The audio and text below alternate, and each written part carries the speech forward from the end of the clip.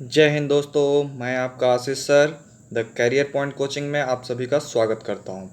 ये online class है और इस क्लास के माध्यम से मैं आपका static GK, railway group D और पीईटी से संबंधित एग्ज़ाम के लिए तैयार करवाने जा रहा हूं।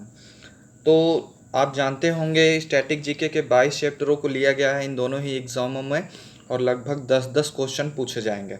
आज हम पहले टॉपिक पे चर्चा करने जा रहे हैं और हमने आज आप लोगों के लिए पहला टॉपिक लिया है यूएनओ। आप सभी लोग जानते होंगे कि यूएनओ इसका फुल फॉर्म होता है यूनाइटेड नेशन ऑर्गेनाइजेशन। दोस्तों, यूनाइटेड नेशन ऑर्गेनाइजेशन की ज़रूरत क्यों पड़ी, इसे हिंदी में कहते हैं संयुक्त राष्ट्र संघ।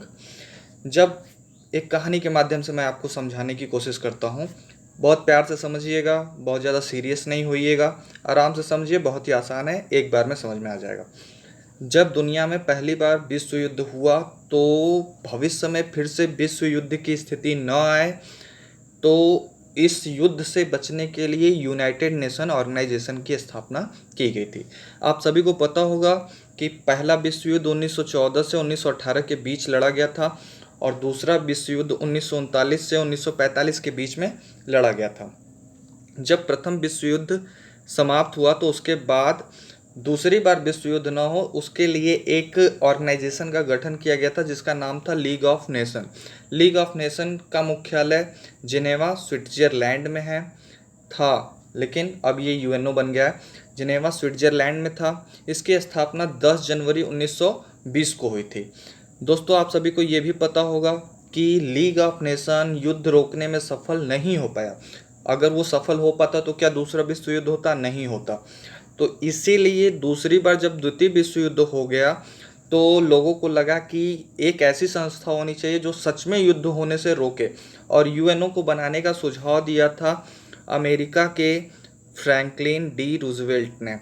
आप सभी को पता होगा कि यूएनओ का जो गठन हुआ था, इसकी रूपरेखा को जो तैयार किया गया था, इसको तैयार करने के लिए पहली बार सम्मेलन जो हुआ था 21 अगस्त 1944 को हुआ था, वाशिंगटन में हुआ था।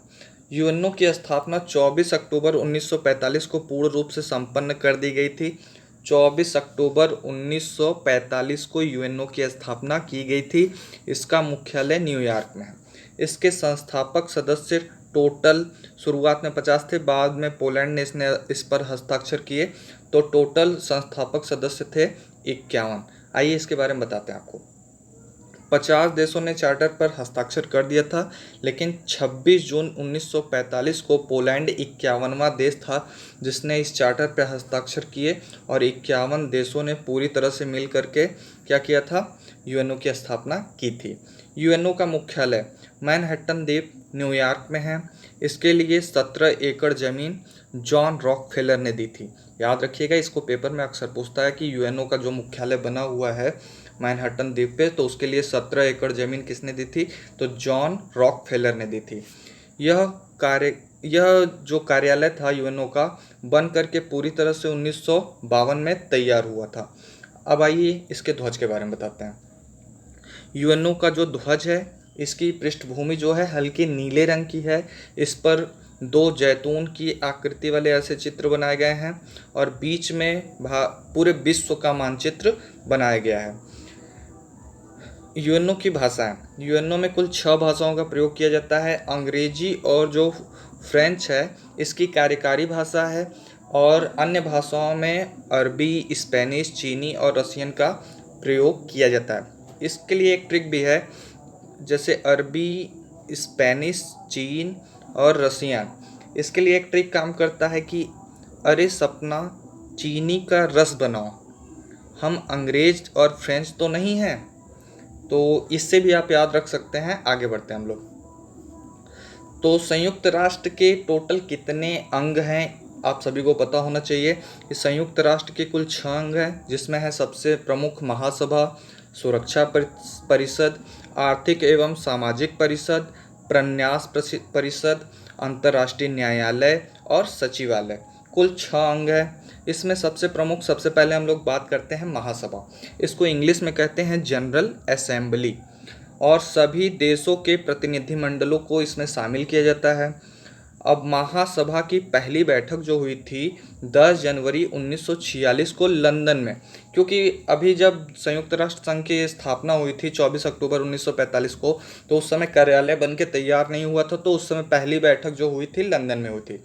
इसे यूएनओ को की महासभा को विश्व का लघु संसद भी कहा जाता है। प्रत्येक देश के इस महासभा में प्रत्येक देश के 5 सदस्यों को भेजा जा सकता है, लेकिन जब वो वोटिंग करेंगे, अपने मतों का प्रयोग करेंगे, तो उनके मतों को एक ही गिना जाएगा, याद रखिएगा। और इसकी बैठक जो शुरू होती है सितंबर माह के तीसरे मंगलवार से शुरू होती है और दिसंबर के मध्य तक लगभग 3 महीने तक चलते हैं। तो महासभा में अध्यक्ष जो होते हैं एक होते हैं, 21 उपाध्यक्ष होते हैं और 7 मुख्य समितियां होती हैं। महासभा के वर्तमान समय में जो अध्यक्ष हैं वो बोल्कोन बोजकीर हैं। इनके बारे में आप लोग जानते होंगे। कुछ लोग सोच रहे होंगे कि सर ये गलत है, तो सचिवालय के अलग हैं, और एंटोनियो गुटेरेस के बारे में जो पुर्तगाल के हैं, तो वो सचिवालय के अध्यक्ष हैं। ये महासभा है। बोल्कोन बोजकीर को याद रखिएगा। महासभा के अध्यक्ष का कार्यकाल 1 वर्ष का होता है। याद रखिएगा, महासभा अध्यक्ष का कार्यकाल 1 वर्ष का होता है। इसका कार्य क्या है? तो जो महासभा होती है वो बजट को बनाती है, और बजट का उल्लेख यूएनओ के जो संविधान बनाई गई है उसमें अनुच्छेद 17 में है। बजट हर दूसरे वर्ष अनुमोदित होता है। बजट महासभा द्वारा पेश किया जाता है। बजट प्रस्तुत किया जाता है, इस साल सबसे ज़्यादा उसमें योगदान देने वाला देश कौन सा था? अमेरिका।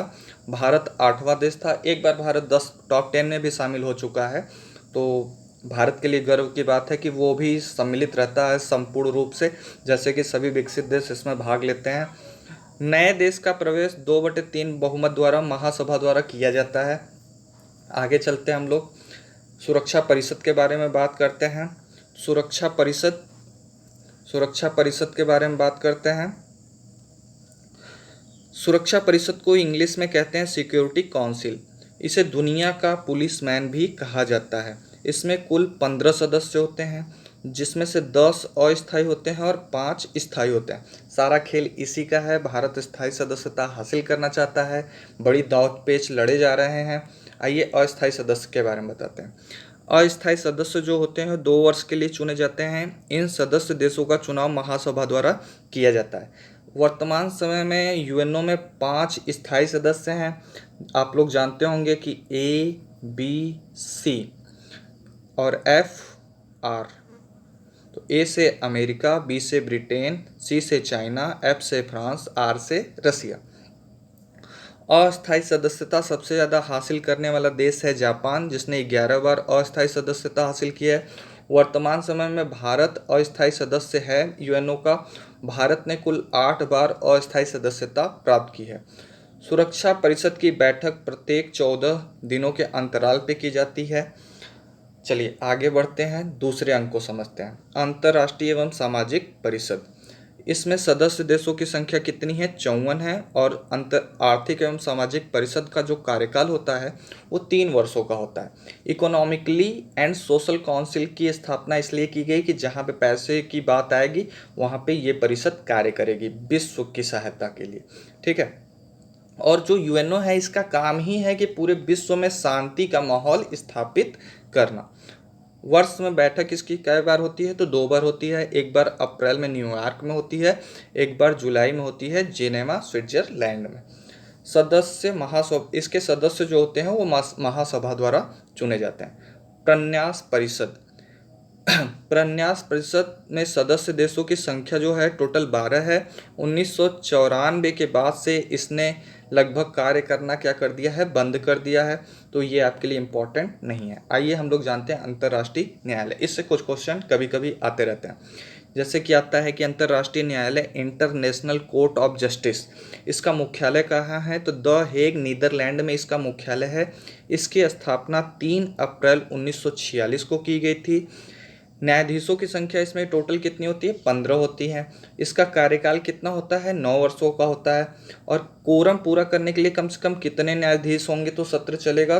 तो 9 न्यायाधीशों का होना आवश्यक होता है। कोई भी 2 न्यायाधीश एक ही देश के नहीं हो सकते हैं। और भारत की तरफ से आप लोग जानते होंगे कि बेनिगल नरसिंह राव, नागेंद्र सिंह जी जैसे लोग अंतर्राष्ट्रीय न्यायालय में जस्टिस बन चुके हैं, जज बन चुके हैं। इसके कुछ दिनों के पहले रघुनंदन पाठक थे। वर्तमान समय में 2017 से दलबीर भंडारी दूसरी बार अंतर्राष्ट्रीय न्यायालय का जज बने हैं। जो अंतर्राष्ट्रीय न्यायालय हो उसमें न्यायाधीश महासभा द्वारा चुना जाता है। नागेंद्र सिंह अध्यक्ष और उपाध्यक्ष दोनों रह चुके हैं। जो अंतर्राष्ट्रीय न्यायालय है भारत के थे, याद रखिएगा। आइए हम लोग सचिवालय पे चर्चा करते हैं। इससे बहुत सारे क्वेश्चन पूछा जाता है सचिवालय से। यूएनओ के प्रत्येक दिन का कार्य सचिवालय ही संभालता है, आपको पता होना चाहिए। इसके अध्यक्ष को महासचिव कहा जाता है।